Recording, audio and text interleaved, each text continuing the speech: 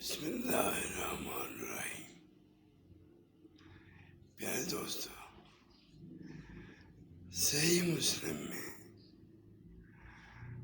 نبی پاک صلی اللہ علیہ وآلہ وسلم کا ارشاد مبارک ہے کہ اسلام میں افضل عمل جو ہے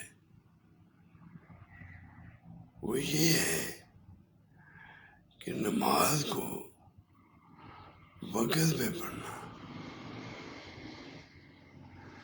پابندی کے ساتھ اور والدین کے ساتھ نیکی کرنا، یعنی والدین کے عمل پورے کرنا،